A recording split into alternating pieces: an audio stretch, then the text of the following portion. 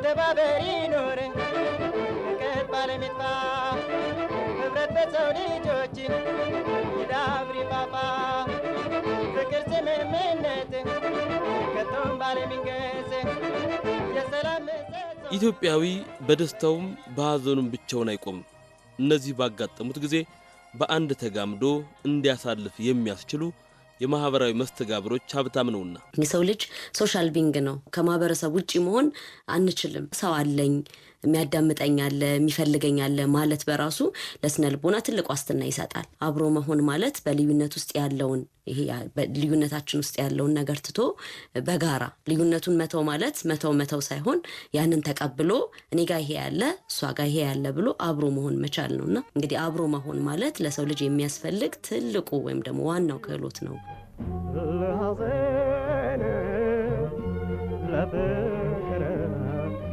ለደስታ ለችግር አነው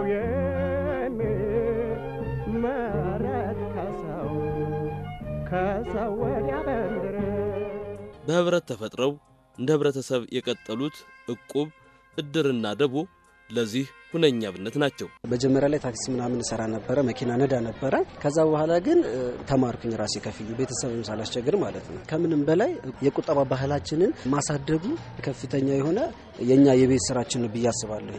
ለግለሰብ እድገት አይደለም፣ ለቤተሰብ እድገት አይደለም፣ ለሀገር እድገት ሴቭ ማድረግ እቁብ መጣል በጣም ወሳኝ ነገር እንደሆነ እኔ በአይኔ አይቼዋለሁ። እድርና እቁብ ኢትዮጵያውያን ለሐዘናቸው አሊያም ለተድላቸው የተገለገሉባቸው ባህላዊ ተቋማት ናቸው። ድሮ እድርን በተመለከተ በተለይ እድር የመቀባበሪያ ነበር ተብሎ የሚታሰቡ የነበረው ማለት ነው። በአሁኑ ሰዓት ግን እድሮችን ካየናቸው ብዙዎቹ እድሮች ልማት ውስጥ እጃቸውን አስገብተው እየተሳተፉ ነው ያሉት። ልማት ሲባል ከአካባቢም አልፈው ለራሳቸው እዛ እድር ውስጥ ላሉ አባላት የሆነ የሚጠቅም ነገር ብዙ ጊዜ ሰሯ ያለው። እቁብን በተመለከተ ግን ያው እቁብ ማለት የሆነ ነገር ለመግዛት የሆነ ነገር ለማድረግ ከፈለክ በተለይ በርካታ ገንዘብ የምትፈልግ ከሆነ ትልቁ አይነተኛ እንትኑ እቁብ ነው ብዬ ነው የማስበው።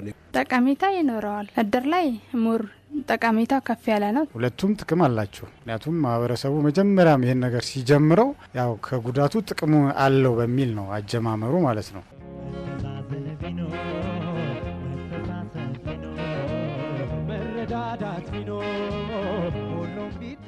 በእነዚህ ባህላዊ ተቋማት ገብቶ ለመገልገል ብሔር አይጠይቅም፣ ሃይማኖትም መስፈርት አይሆንም። አባል የመሆንም ሆነ ያለመሆን ፍላጎቱ በግለሰቡ ይወሰናል እንጂ። ሁለቱም ማህበራዊ ተሳትፎ የሚጠይቁና በተለይ አንዱ ኢኮኖሚያዊ መደጋገፍን እንዲበለጽግ የሚረዳ እቁብ ማለት ነው።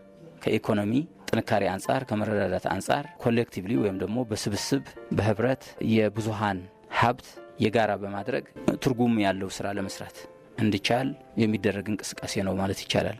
የእድር ግን ያው እንደሚታወቀው በኢትዮጵያ ያለው የእድር ሁኔታ በባህላዊ ደረጃ ስናየው በአብዛኛው ማህበራዊ ነው።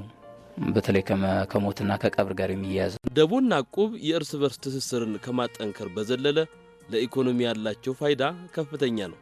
ይህን አስተካክሎም በኢትዮጵያውያን ዘንድ የሚዘወተር አንድ አባባል አለ።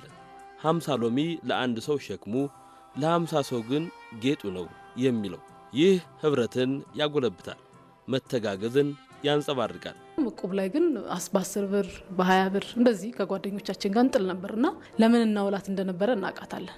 ቤተሰብ አላደርግልን አልገዛልን ያለንን ነገር በዚህ ለትራንስፖርት በመተሰጠን ለአንዳንድ ነገሮች ከሚሰጠን ላይ ቀንሰን ነበር የምናደርገውና ምን ያህል ጠቃሚ እንደሆነ በዛ ዘመን አስታውሳለሁና ከምናምናቸው ሰዎች ጋር ተሰባስበን እቁቦችን ጥለን ትንሽ ልትሆን ትችላለች 10 ብር 5 ብር ተጠራቅማ ግን ትልቅ ቀዳዳ ትደፍናለችና እሱን ነገር የበለጠ አባቶቻችን ያወረሱን ትልቅ ሀብት ከመሆኑ አንፃር የነሱን አወቃቀር ወይም ስትራክቸር ተከትለን እኛም በዛ ነገር ላይ ተጠቃሚ ማለት ወጣቶችን በዚህ ነገር ላይ ተጠቃሚ ቢሆኑ ብዙ የሚጎዳቸው ነገር አለ ብዬ አላምንም። በራሴ አንድ ነገር ሲጀመር መደበኛ ባልሆነ መንገድ ነው የሚጀመረው።